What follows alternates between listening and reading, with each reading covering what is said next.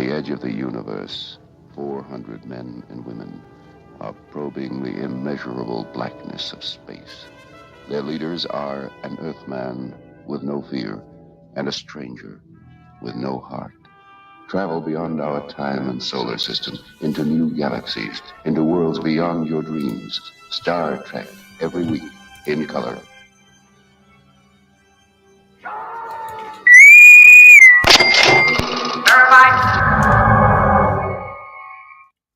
Holy cow, Internet. It's Friday. It's the Internet. It's noon. That means it's time for serious Star Trek. Let's bring in your host and mine. He's a captain. He's a captain not just of this ship. He's a captain of a spirit. He's a captain of a state of mind, if you will. He's Captain Fun, and his name is Larry Young. Hi, Larry. Hey, Dan. How are you? Let's talk some Star Trek today, huh? Oh, I'm ready. And as I understand, we've got a special guest lined up for today. Dr. Price can't be with us this week and might not be with us for a while. I don't know about that doom and gloom. Dr. Price But has he a will scheduling conflict. return. Yes, but he will return. This is what I'm saying. It's sort of like that's what my thumbnail alluded to for this show. So why don't you introduce today's guest? He's a return guest, but he's your pal. So, oh come on, Rick Austin is everyone's pal, friend to all. Rick Austin, producer of stage and screen, definitely video. Returning guest. We're going to talk about some Star Trek. Last time, I was so excited to talk to my oldest buddy about Star Trek that I forgot why he was here. Right? There was we just got going. We just got going on. I think whatever that week's episode of Strange New Worlds was, which was just as fun for me to talk about because we're in the middle. Dan and I were talking. We're in the middle of a season of an actual good Star Trek episode show. Why not talk about that? But happy to come back on. Happy to be here. Hello, space nerds. Space nerds. I see Tony's got his Ketracel white burning a hole in his stomach. I thought that was pretty funny. That's a pretty deep cut. I think that's Deep Space Nine, right? I don't know. Isn't that what the aliens they were fighting in that big war, the Dominion War? Isn't that what that is? I don't remember. I'm all about new Star Trek now and old Star Trek stuff that Rick has done. Oh my God. Where do we want to start, man? They have the 56-year anniversary, which is a weird convention to have. In Las Vegas, but there's lots of cool stuff happening there. Lower Decks season 3 started, and man, we got to talk about how you are personally responsible for the Star Trek set up in Ticonderoga, New York, and no one can convince me otherwise. Do you know about this? Somebody bought an old supermarket, where it's big empty space, and then reproduced the sets. And, it's this Elvis impersonator guy. Yeah, James Cawley. Yeah. So, but a recent thing, they've had Shatner come and sit in the chair, and you get pictures taken of him, and he walks you around the sets and talks about stuff in 1969. Yeah. So I know that people don't know this, but you are personally responsible for having William Shatner sitting in that chair, aren't you? I'm. Are we talking about the roast? Your Comedy Central roast. Okay, I have a story first about the Ticonderoga set. Oh, nice. And the Shatner roast, because we produced the Shatner roast, which was a blast and a dream come true, and part of what we did, which I'll get to, is we reached out to Paul Allen, Microsoft billionaire who owns the original actual Star Trek, the captain's chair, and asked if we could borrow it because we would love Shatner to sit in it for the Shatner roast, and he agreed to do that, and it became with a lot of caveats. But another thing we did on that show was a funny way to roast Shatner. We thought would be to have Baylock shoot something and roast him. So we got Clint Howard to reprise his role as Baylock and put on all the bald head makeup, and we built a set that looked exactly like Baylock's ship. And we even built his little. Remember that little controller thing that looks like a stoplight that he like touches and it goes. Wah, wah, wah, wah, wah, wah, and Yeah. We built an exact replica of that thing. Of course. And because I'm the Star Trek nerd on the set, I'm like, I go to John Calkins, the set designer. I'm like, I'm keeping that thing. So just so you know, when we're done shooting, I'm walking out with that thing. He's like, it's yours, man. So I like took it home and I used it as a light for a little while in my house, but it kept overheating because there was no way it wasn't built to actually work. Right. Because it would just start overheating. So I put it on eBay as an original Star Trek prop from the Shatner roast. Yeah. And this dude contacts me and he's like, can you sign a certificate of authenticity and blah, blah, blah, blah, blah. Yeah. So I sell it to this dude for, I don't know, $500 or something. I'm like, all right, cool. Awesome. And did he sign a waiver in case he burns his house down with that thing? I think he actually, this dude who turned out to be the Elvis impersonator. Oh yeah. He's the guy who bought it from me. And I find out because I just happened to be looking on pictures and YouTube videos of the Star Trek Ticonderoga set. And I see it sitting on like in Dr. McCoy's office or something. Yeah. And I'm like, that's gotta be mine. Who else has like an exact replica? No, that has to be it. Yeah. And then I see an interview, a tour that Michael Okuda and Denise Okuda are doing with Doug Drexler, where they're walking through it. And he tells the whole story on this YouTube video of finding it on YouTube, on eBay, and buying it off this dude who produced the Shatner roast. That's awesome. So you're part of the set tour. So I gotta go to that. I've never been. Have you guys been? No, I gotta I've go never to the been set either. tour now and see it. Dude, I will go with you. That sounds awesome. So that's long after I'm dead. Plus, like where we used to live. I mean, Ticonderoga. What is that? Yeah, like an hour drive? Yeah, an hour from Vermont. Yeah, we would have loved that back in the day. But that's a pilgrimage that every Star Trek fan should probably make because, they spared no expense in creating like exhaustive detail into that thing. I wish that you had told me that back then because you like he would have probably paid like $2 or $3 grand for that. Yeah, I know. I had no idea who I was selling it to. I thought I was just selling it to some dude. Just anybody, man. That's Scream You stuff from the Shatner roast. That's Star Trek lore right there. Yeah, my other claim to fame is that on the Shatner roast, if anybody watches it, or you can find the Clint Howard thing on YouTube, I am the voice of Baylock. Because you couldn't do it, right? Yeah, I was like, "This is Tranya, Captain." And I could do the laugh really well. I was like, I just did it. I edited it.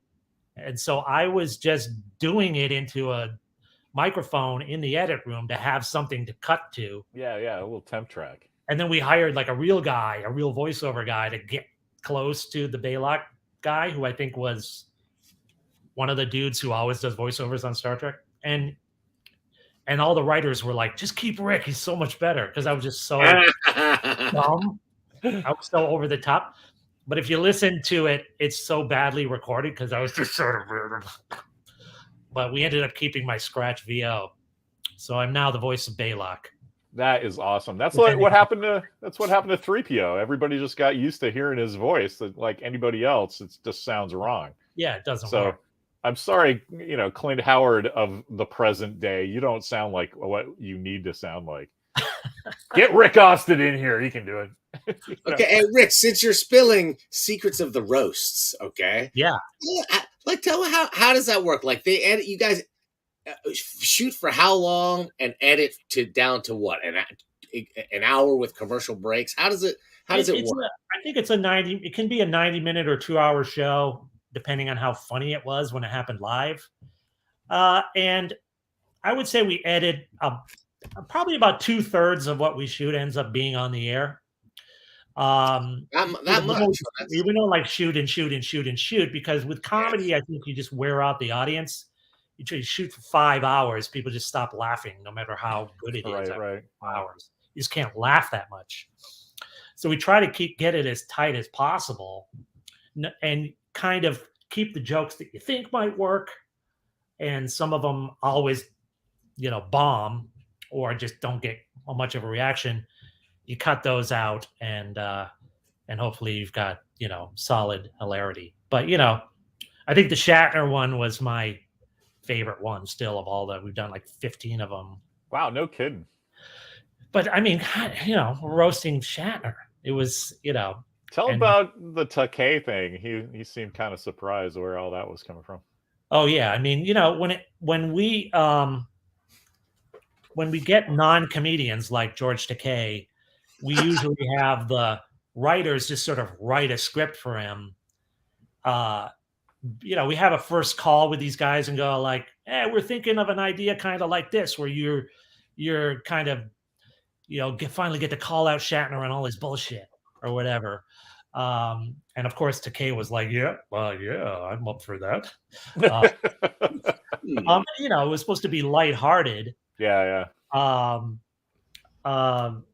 And when Takei got up there, literally all of the 30 years of hostility that he felt towards Shatner for being an egomaniac boiled up inside of him. So he started delivering these lines with like the vitriol of, a spurned lover. It was we had Shatner ride in on a horse because he could ride a horse.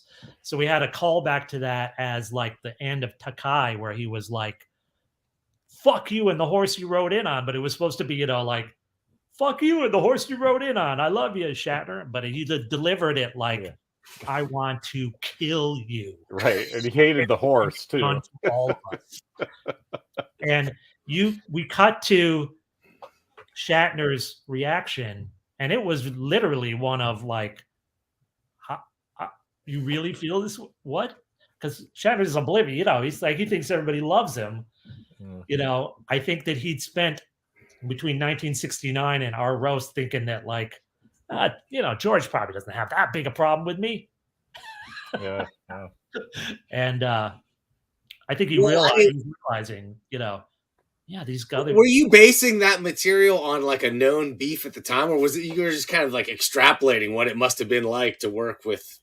I think we do a little research, and we knew that like, there was drama where, where Takei especially and Takei and Nichelle Nichols we also had on, who was, rest in peace, Nichelle, but she was not good.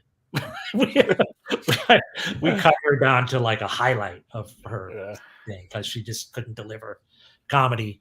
But we knew there was like tension on the set between like Shatner and pretty much everybody else, so we played up on that. And to Shatner's credit, he was up for anything,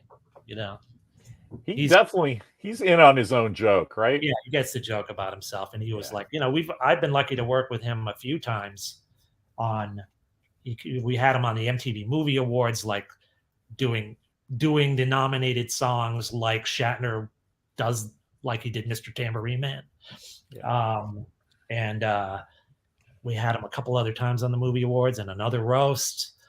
You had him on the Charlie Sheen roast, right? Yeah, he was on the Charlie Sheen roast too, and he just had a great time. He wasn't like the main, roasty, but he still got roasted. And I always remember him.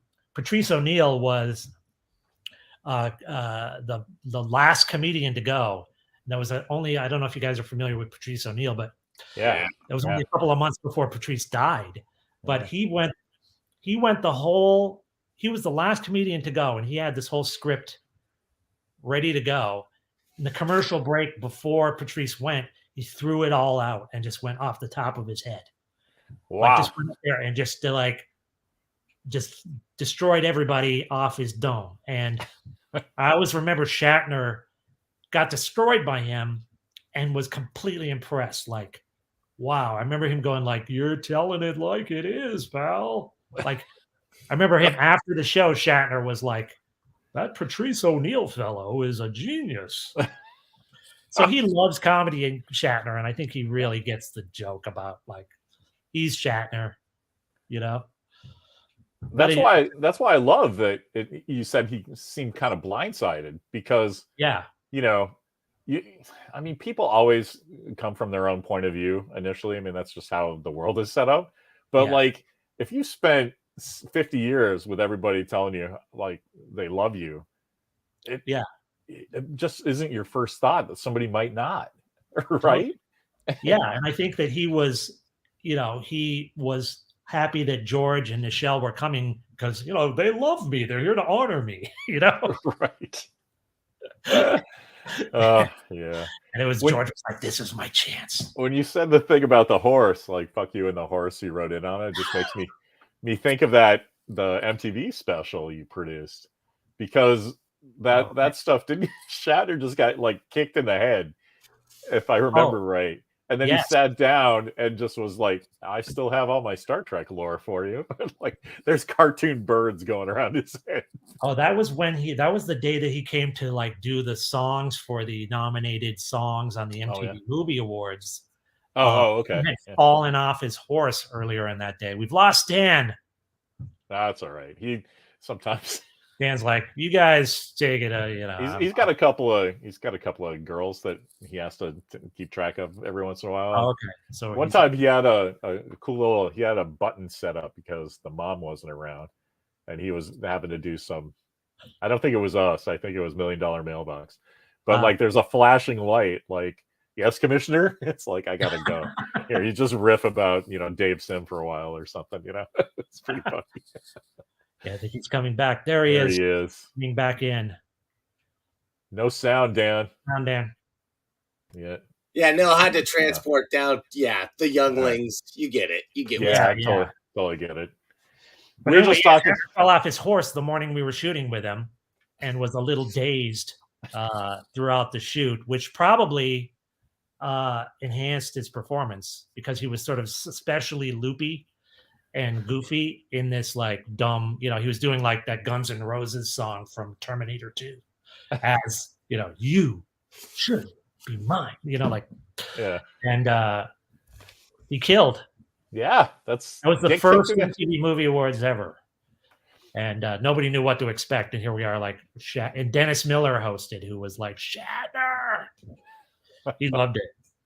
Shatner, he's one of those guys that like just I feel like he feels and it is legit. Even without Star Trek, he did so many great things like outside of Star Trek that he is an icon as Captain Kirk, but I think he's just an icon as William Shatner. You know what I mean? He's transcended even Captain Kirk by this time. I think if you're not a Star Trek fan, you just still love Shatner for Boston Legal or any of the 170s Devil's Reign. There he is, the man, the myth. Sure, TJ Hooker, TJ Hooker, 911, Rescue 911. TJ Hooker.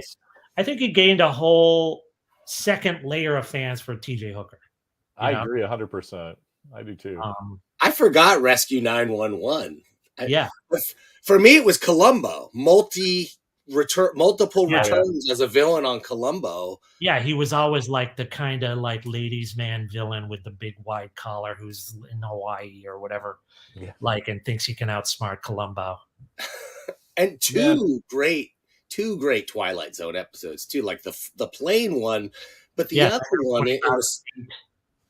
What's the other? The small town with the devil head, and he keeps. It's a thing in a diner that tells your fortune, and the devil head was very accurate to his fortune. I forgot about that one. Yeah, really. He's like an addict. My favorite Shatner piece was I forget what it's called in my own town. Was it Barnaby Coast? I don't know. Barnaby Coast. Yeah. Something. Yeah, didn't he play like a? It was kind of a Wild Wild West riff, except he was the master of disguise.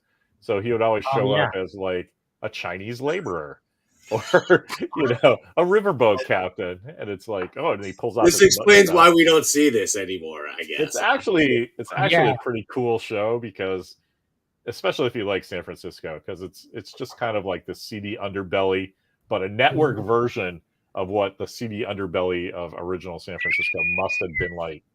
Barbary Coast. Yeah. Barbary Coast. Thank you. I knew Sagasag would know. Barnaby Jones. But it was on. It was one of those brilliant, like on for a 13 episode order, but only 9 episodes shown, and right. where the repeat of the Ringling Brothers Barnum and Bailey Circus is going to get more ad revenue than you know episode 10 of this bullshit. But he's always like he buys in 100% and makes you care. As a master of disguise, I have to see that. That's a favorite sort of genre of mine, subgenre, whatever. Well, it's kind of like in Fletch where Chevy Chase like puts on skates and dresses like a monk. It's like that level of stuff. He's like, oh, I'm really Paladin from Have Gun Will Travel, but the kids are expecting like some real thespianism. So I'm going to put on a wig and some button chops, and no one will know who I am. Anyway, obviously it damaged me 50 years ago watching 9 episodes of that. I think I remember him on a Kung Fu episode. You guys remember? That makes sense. Yeah, I think he was. I mean, there are a lot of early 70s stuff. The Devil's Reign. You remember that movie? Yeah. Like, well, that was his career, right? He was journeyman Canadian actor all through the early 70s until they smartened up and put him back in the curtain mats. Yeah, and nobody from Star Trek ever thought there was going to be a second life to Star Trek. So the second it was over, they're like, what's my next gig? His thing, right? There's recently unearthed letters about the producers complaining that he stole the 2 theatrical quality toupees. Yeah. I just love that. It's like, well, what'd you expect? Like, he has to go back home and be like a used car salesman now because he's not getting anything else. That's crazy. I mean, he was on Hollywood Squares. Do you remember this? No. I was sick or something. I didn't feel like going to school, so I was like, it's wintertime, I'm gonna stay home. And because maybe it was probably more like Christmas break or something, right? But I'm watching Hollywood Squares at 10:30 in the morning, and it's Storybrooke Squares, and oh, look, it's Charo as Little Bo Peep. Isn't that funny? But like right in the center square is William Shatner as Captain Kirk, wearing the shirt. Yeah, wearing the shirt. Wearing the this shirt. Was like early 70s. Yeah, it was right. It was right after when people actually cared still about Star Trek. So he still kind of looked like TV show Kirk. But that's what's so funny, man. His hair is completely different because he's wearing his Woolworth. Toupee and his actual real sideburns, and it's just like, man. I could see him on the set. He's got the wigs. He's about to leave. He's looking. He's like, this could put me back in the game. Like this is the. But we got with that center square. We got a glimpse of what Kirk would have looked like in the final 2 years of that 5-year mission. When he really started to let himself go. And and Starfleet regulations about sideburn length were relaxed a little bit. Yes. Actually, today's final clip at the end of the show is Shatner of that era. Just to tease that a little bit, I got. Oh, cool. All right, I put a picture of him. He did like the 1968 Macy's Thanksgiving Day Parade as Kirk. Yeah, that's awesome. So there's pictures of him. Whoa. Like here's Captain Kirk from NBC's Star Trek, and he's just dressed like Captain Kirk. And everybody was like, "Oh, cool. Can you imagine having seen Kirk as Kirk just on Thanksgiving Day?" That's that's awesome. It's amazing. I don't know. Oh man, making comments here, but somehow I made this comment even though I didn't. Yeah, you know what? I think I'm still on your. I'm still your permissions from last time. Ooh. I think that's what it is. Yeah, well, take me off of that. Who knows what I'll do? No worries, Larry. I trust you. Yeah, I do stuff like that. Put up links for Shatner in his 1970s gear. We should we should put up the link to this thing we keep talking about. This Star Trek logs. Oh. Someone, I don't know. Did we put that? We put links up somewhere. Dan, like to make fun of me, calls out at the end of shows every once in a while where I go, Captain Picard, requires you on base immediately or whatever. And, right, you're in it. I forgot. Yeah. There's a whole like, dude, like I love you forever for that because you're like, oh, it was really great working with Shatner. I'm like, it was really great working with Rick Austin. Card requires you on base immediately. Yeah, there you go. Nice. Yeah, it's on this thing that we're talking about, the Star Trek Logs, which was an MTV special that we did, is on YouTube. There's some really crappy VHS copy of it that if you search on YouTube for Star Trek Logs with Marina Sirtis, it's there. So you could see it was basically me and Larry figuring out how to get Paramount to pay for us to make our own little Star Trek episode. And put it on. Counselor's log, final entry. The crews of both ships had much in common and many differences. Most notably, Counselor Troy, Captain Picard requires you on base immediately. acknowledged. Now, what was I saying? Oh, yes. I totally forgot. Oh, dude. An entire backstory for your character. I did. I'm the station keeper. I could write a novel right now about that guy from that one line. That's canon. Well, wait a minute. It was one of the guys from the lower decks, right? So that's a good segue into talk about what you guys wanted to talk about. What was that a good we should talk about that MTV thing because, dude, we met Mike Okuda, Rick Sternbach. Okuda. I mean, we just basically, the backstory is I worked at MTV. We used to do these. I worked on this show called The Big Picture, which is a half-hour movie review show. And we used to do these special editions of just like talking about a particular movie. We get Paramount or Fox or somebody to pay money for us to do a half an hour about their movie. I did one on Total Recall and one on The Godfather Part 3. And we knew the Paramount guys.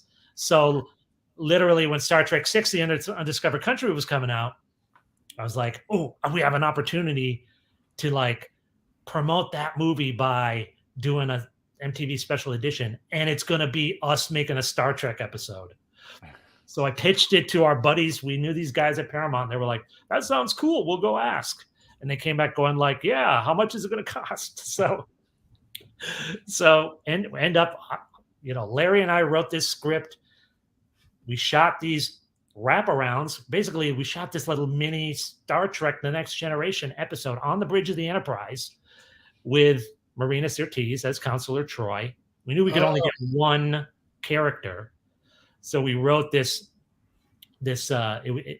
in canon, it comes right after the unification episode with Ambassador Spock, where the Enterprise D is in dry dock, and Counselor Troy sticks around to like research the crew of the old Enterprise. That was our conceit, to like get clips of the old Star Trek episodes in and stuff.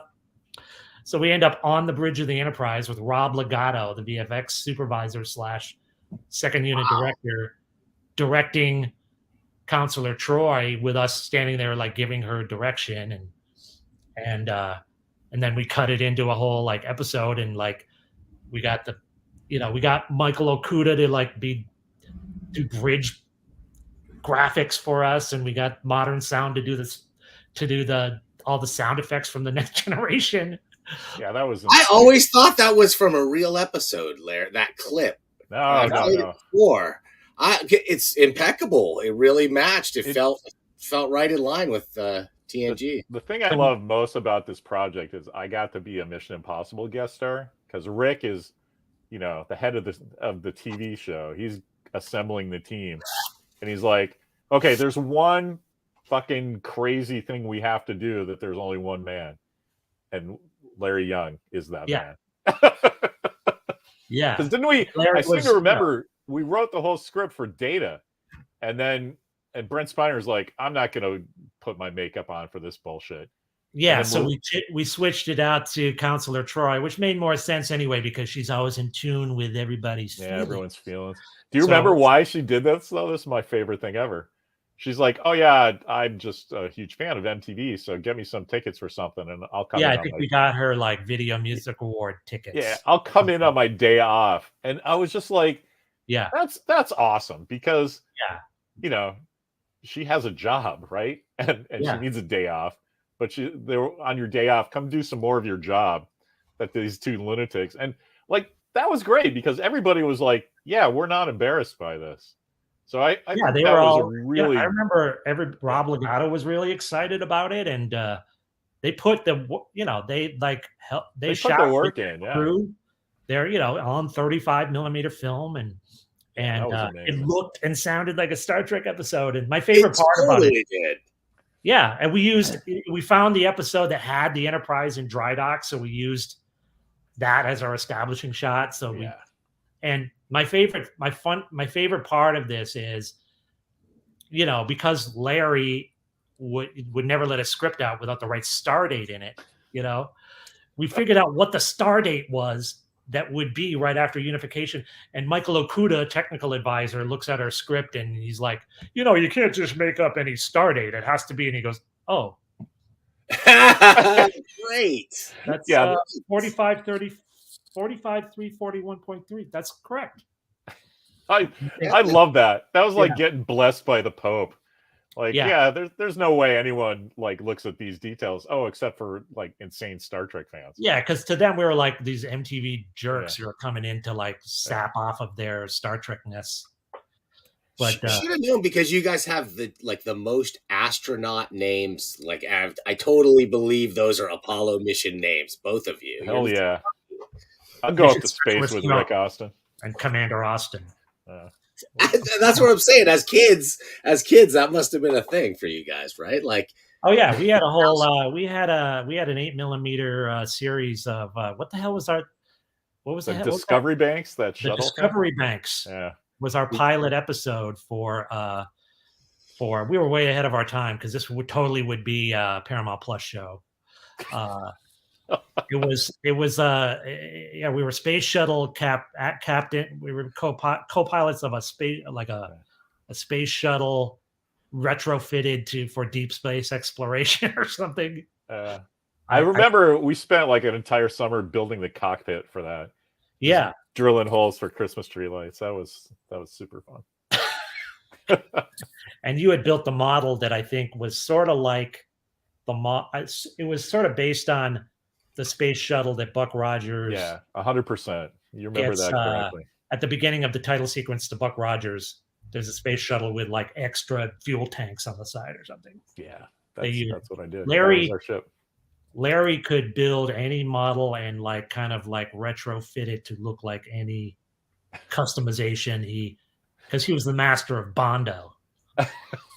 We could figure out how to like carve something out of balsa wood and glue it onto an existing AMT model and then Bondo it and paint it so it looked like it was part of the actual model. That's all that all those hours reading Art of Star Wars. Have you seen that ILM documentary that Ron Howard did? Dude, holy shit. It's like they were following us around. Right? Yeah. It's like but to bring it back, like I don't think that Star Trek, that MTV thing happens today. There's too many people that would have too much to say. And if it did, it would be taken out of our hands immediately and given to somebody who they could trust, Yeah, totally. Like back in the early 90s, there wasn't like some Alex Kurtzman master of everything Star Trek who would have to approve everything.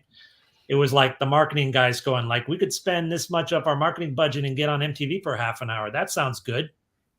Right. Because it costs 30, however much for 30 seconds on MTV. You get 22 minutes for this much money.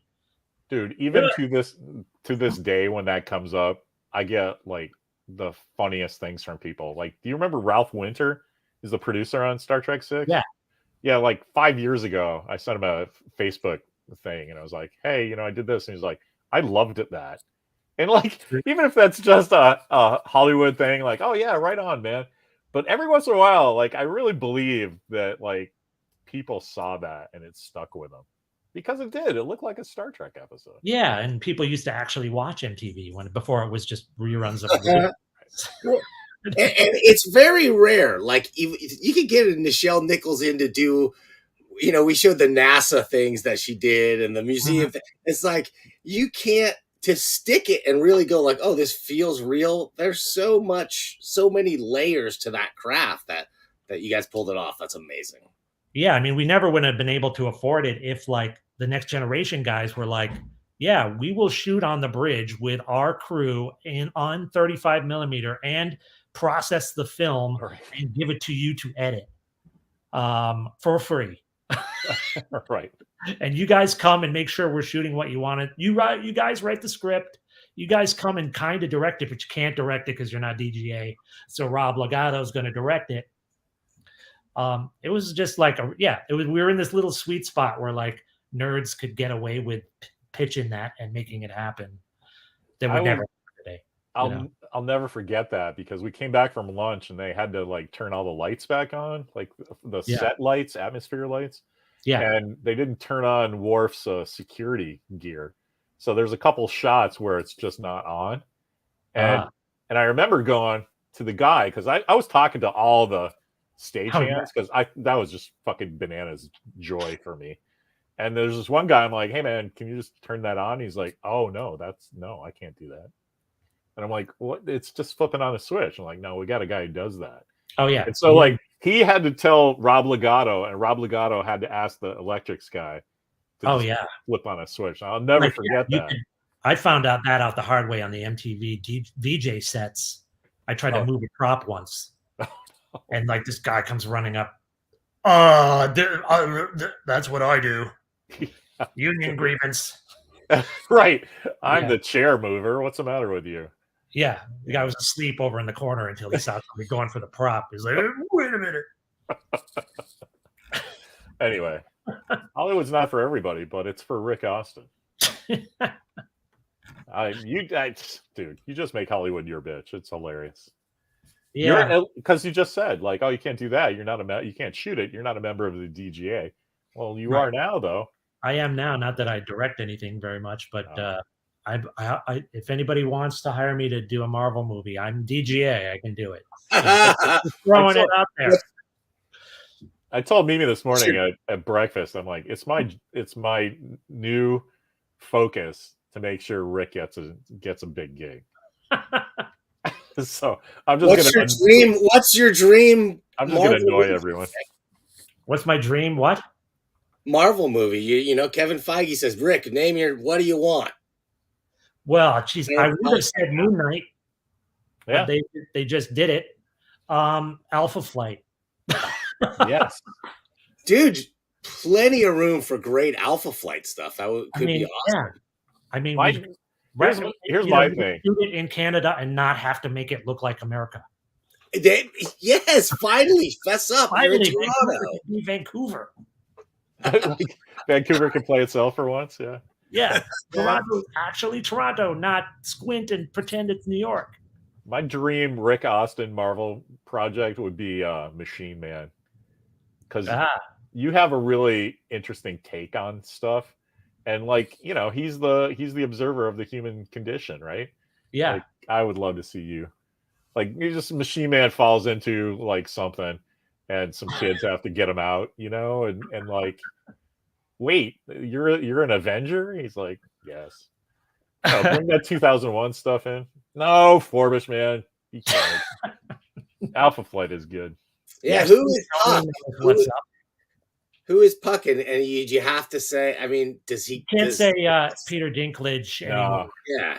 Like maybe Peter Dinklage pre-Game of Thrones when you might have been able to ask him to like bulk up. But you have to find a new Peter Dinklage who's like... Right. Well, no, you CGI Puck because he was a regular guy, right, who just got turned into it. So you get a good-looking actor and just sort of like squish him horizontally. And it could work. Rick, you know comedians. You know Brad Williams, right? Yeah. Dude, get him for Puck right now. You could fund that movie. You could fund that movie with that guy attached. Wouldn't there be blowback though? Because like there are, you know, lots of great little people out there who are actors, and we're taking a regular size actor and making him a little person when there's a lot of little people out there. Brad Williams, the comedian, is fun size. That's part of his joke. Right. So yeah, you would be fine.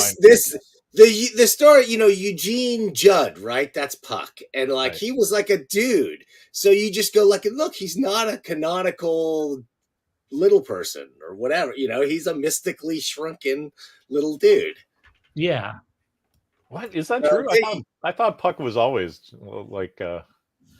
No? Yeah, I thought he was just. I have all the Alpha Flights sitting right over It was here. a full size dude, and there's this soul sword, and he got cut with it, and it cut him in half, and it got What? made him small. Oh my god! Yeah, no, it's That's this not. is what, Rick's talking about the first 12 Alpha Flights, though, right? yeah, Yeah. no, totally. Yeah, Yeah. that was a mystery until much Yeah. later in the Okay, Alpha. yeah, like the You have first like run, Vindicator. He's Guardian now.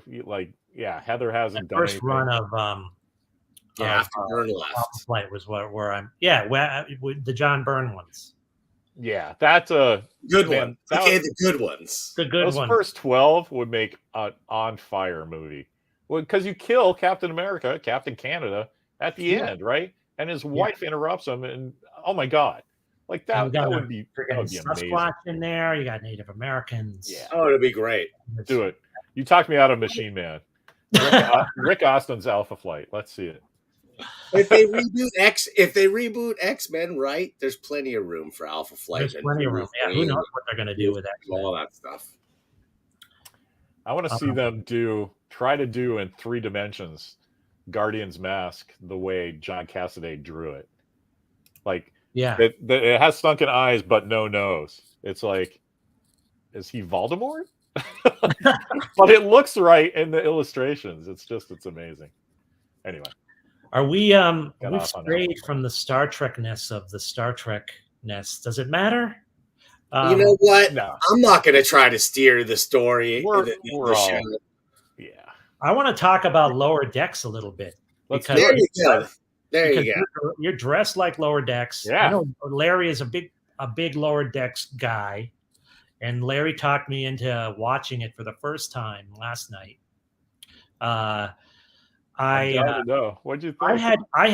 I had not avoided it because it looked stupid or like I thought no way can you ever make a funny cartoon Star Trek or anything like that. I think I had avoided it because when it came out, my kid was watching a lot of cartoons. So I was like, the last thing I want in my life is another cartoon when I have to like endure Teen Titans Go and Gravity Falls and like all these other whenever she wants to watch TV.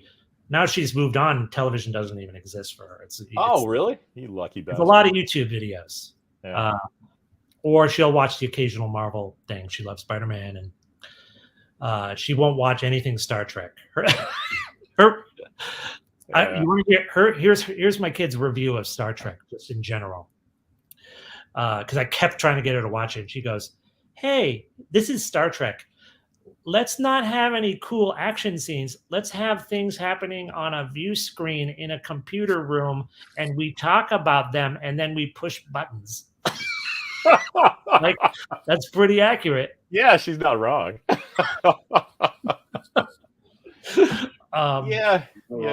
So this is, the conundrum of modern Star Trek appealing to the younger generation is like we want it to be people talking on the bridge, yet there's the pull of Paramount Plus is like make all kinds of crazy action scenes. So I get it.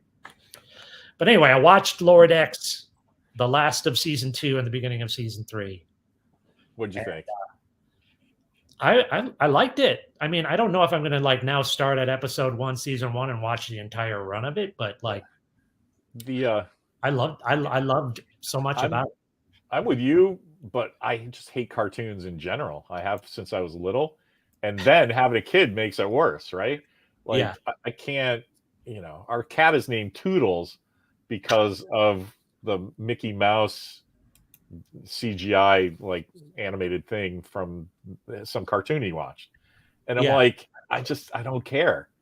But I read some stuff about Lower Decks, and I'm like, I don't care about Rick and Morty, so I don't have even that problem that like, oh, these guys come from Rick and Morty. Well, guess what? That's a really successful show, so obviously they know what they're doing, right?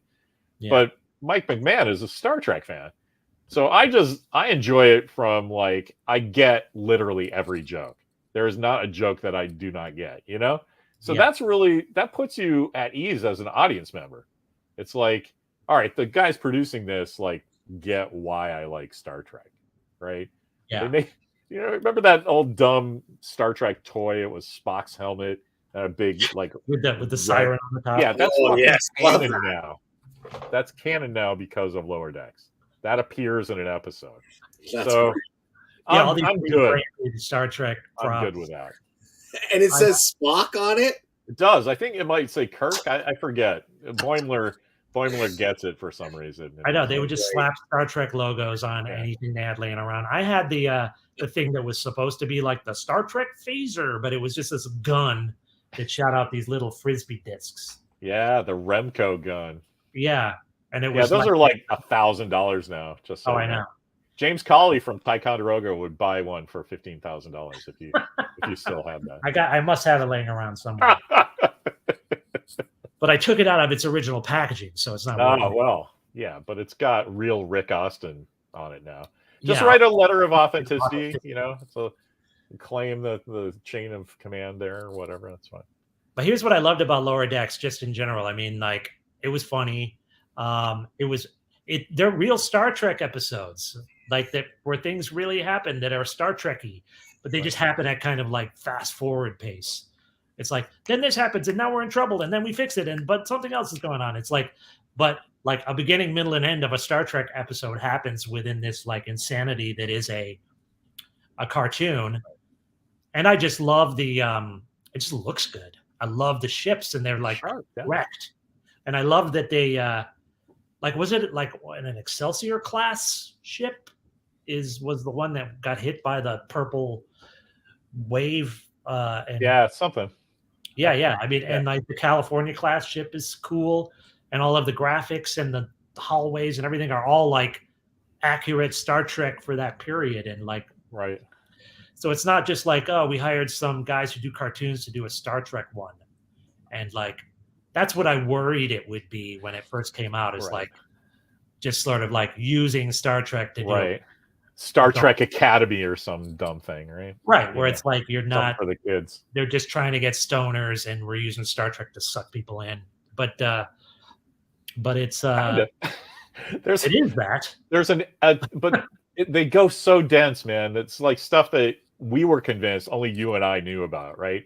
Yeah. Like the Mugatu show up. Okay, not a big deal now because Will Ferrell plays Mugatu in Zoolander, right? So because Ben Stiller's like such a Star Trek fan, right? But they go so deep. It's like there's a thing about like the sex lives of Mugatu and how it's kind of weird, but how people say it 3 different ways, because in that episode, like they didn't tell DeForest Kelley like how to pronounce it, so everybody's saying Mugatu the whole time, and he says Magada or something, And then I think it was originally a Gumatu.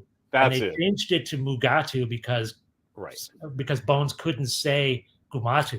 He kept saying Mugatu. So then it says Gumatu. Right. In the yes. And so they actually even address that. They say it 3 different ways. That's deep. Okay. But that's deep. like a deep cut. Throwaway 10-second joke in this thing where like crazy shit is happening. But it's like Rick is like, no, let me correct you. Here's what's really like, that's the level of stuff that we look at Star Trek with. And Mike McMahon knows that and like gets a bunch of animators to spend their lives like drawing that just to make that joke. Everything about the infrastructure of Lower Decks just makes me happy. Okay. So I haven't watched that, and I haven't watched the Orville yet, but I want to watch one of them. Which is the superior show, or is it even worth comparing those two things? I feel they're kind of the same show, right? One's in live action, one's in cartoon, and one gets to use all the Star Trek stuff, and then the other one gets to say, "Ooh, it's a quantum drive, not a warp drive," And they got Norm Macdonald, rest in peace. Plus, if you've seen you haven't seen any, right? The last season of Orville is dark and not funny, and just like full on science fiction. It's cool. Crazy. I think that's like the doctor gets married to the robot. Like, what? Like you don't address that about how people's forms are sort of fluid now, or at least Mhm. people talk about it in that way. And they're like, no, let's just full on do it. Like one of the bridge did them going officers. dark, did that alienate Orville fans? Like, because I don't know if it's coming back. Is it? I saw Seth MacFarlane saying we don't know if it's coming back. Yeah, as of right now, they haven't announced anything, but it's on Right. Disney, so it's not a. It's like it was a Oh, Fox thing that was on Hulu, and then Disney Yeah. bought it. Right. So I don't know if they're planning on something, but that would be great if Disney just had like Orville movies going on, like because this is what I want out of Star Trek. It's like until Strange New Worlds happened, I was like full on Orville guy. Yeah. And then Strange New Worlds started, and I was like, oh, Orville's on, Right. Because it's Yeah, I it's never got obviously Orville. replacement Star Trek. Yeah, it obviously is, and it was obviously like vanity project for Seth MacFarlane, which was I could never quite get over that hump of like, man, Seth MacFarlane is so like powerful at Fox that he could go in and pitch a show. It's Star Trek, but I'm Captain Kirk, and they go 12 episodes or whatever, like, Yeah, Here's amazing. what's gonna happen. I'm Captain Kirk now, and they go okay. Like that's okay, sure. How much money do you need? that's awesome. Just keep making Family Guy, please. But then that's good, and that you guys liked it. Even like that Yeah. speaks a lot for what he brought to that show. He's so into science. He did the Cosmos show with With on Neil Nobody deGrasse Wants. Tyson. Yeah. He wasn't that. Yeah, but I had high hopes for Seth, that. he completely gets it though. This last season is like he's barely in it. He's not like the motive power of scenes anymore. He's more like he's like the den mother, and it really works for the show. But he had to spend those 2 years like making sure everybody liked the bridge officers. Because Yeah. if you don't buy into Yeah. what is happening to the people, you don't care what's happening. It could be any. But man, can I just say real quick, this there's a time travel episode this season that is like the most balls out time travel story I've ever seen on TV. It's a guy, one of the characters, the red-haired guy that's married to Kelly. He gets bamfed back into the past, and they don't even notice until 10 years of his time has passed. So he comes back to now, and he finds a girl that he liked that's based on some other thing, and like he doesn't want to go back. And you're like, oh my god, he's got a kid now, and his wife is pregnant, and holy shit! Like, and the Orville guys go, no, we're just going to go back and get you before any of that happens, and you'll be happy to return with us. And nobody remembers except for the captain, right? And he's like, well, I just stole his like 10 or 15 years of family life, but that doesn't matter because I need my driver. And it's really kind of like, wow, did I just see this on television? That's crazy. That's crazy. Anyway, so yeah, that's the kind of stuff that's going on in Orville now, which I don't There's think. no episode where Seth MacFarlane sings though, right? That's I'm sure that's coming. There's a lot of that, like Ally McBeal stuff going out of episodes with like a 1970s torch song, and you just kind of give it to him because you're like, yeah, I know, Seth, but but it doesn't really. He puts it at the end of episodes, so you can kind of ignore it. It's like, great, I had to go to the bathroom anyway. But yeah.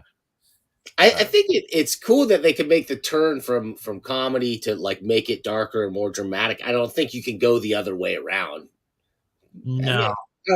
Although they had some goofy episodes of Star Trek on the new series, but I don't think you could take the tone of a dark show and turn it into a wacky comedy. I guess in its third season, Yeah, I mean, isn't that like Buffy and Angel though? Like that's what you. I'd watch that shit. I'd watch that show. Mm-hmm. I don't know. Yeah, I mean, when Star Trek was so episodic, where you could throw up the episodes and shuffle them in any order and watch them, then having Trouble with Tribbles or a Harry Mudd episode is fine because like it's just one episode and then they warp out to some other planet next week. If it doesn't work, you'll like the next one, right? But that seems to be the Strange New Worlds formula for sure, right? They sprinkled in a couple of goofball ones that to varying what did you think of the fairy tale Mbenga? Yeah, I think that was the episode we talked about. That was when we were both kind of. It felt like they were trying to do that kind of theory of an old episode of Star Trek, where it's like, let's raid the let's raid the wardrobe department and write a conceit to all dress up like a fairy tale. I just felt like even in some of those old episodes of Star Trek, when they did, when they went to Gangster Planet or they went to Nazi Planet or whatever, it's like there was still like a conflict going on there that was compelling. And I felt like I didn't really feel who's the villain in this episode or what's really the conflict other than there's something strange happening on the Enterprise and we have to figure out how for it not to be strange anymore. Like, and the least interesting super space anomaly explanation ever, which was like, oh, it just kind of they appear. These things just sort of every once in a while. These things happen. Yeah. What are you gonna do? Yeah. Yeah, but I mean, you know what? We'll give them a pass on that episode because, like, I would say 8 out of what were there? 10 Stranger Worlds episodes. Yeah, 8 out of 10 of them I was either liking or really liking or loving. So I can hate 2 of them maybe, and it's and you're on board for new Gorns. Yeah. Gorn. Oh, you're on board with the new Gorn regime. The Ridley Scott inspired Gorn era is here. Predator ripoffs and like that was probably my like cringiest moment. The other episode I hated. That was that was. At what point is it? Is an homage just a ripoff? That gets back to Orville, right? I mean, when is it a ripoff? Yeah, the Gorn thing, man. I didn't like that, but no. Holy cow, guys! That sound means Larry has run out of positive things to say. So you could sense it. I could feel the energy. That's always an emergency. Once you brought up the Gorn, man, I was like, oh, here we go. You got the sensitivity level of the detector like on high because it like you could tell the energy dip like infinitesimally. That thing went off. I do have to get us out of here. Before we go, I just want to say thank you, Rick, so much for taking the time again to be on the show. And anytime it's come to just shoot Star Trek crap with you is fun, and I'll talk about anything. And even if I have no idea what I'm talking about. Hey, you got an open invitation. We'll definitely. Thank you so much for doing this. And hey, we're gonna be back, Larry. I don't know. Next Friday might be difficult, so let's talk. Right. But we will be back. I think it will be Fridays. It will be noon, and it will be on the internet. But to take us out today, I had one last clip that I promised. To bring us some positivity. Here's to show that William Shatner. Things were dry, but he still had time to try and help, not just like make some money and enrich himself, but help people's health. He cares about your health. All right. We'll see you next time. Oh, man. Cholesterol levels of many Americans are too high, but for a group of people in New Jersey, cholesterol went down. They joined in a total dietary program to reduce cholesterol. Less fats, lean meats, egg and cheese substitutes, and highly polyunsaturated foods, including Promise margarine. Promise is highly polyunsaturated. The results? Their average cholesterol level went down. Down significantly. And Promise tastes like butter. Promise.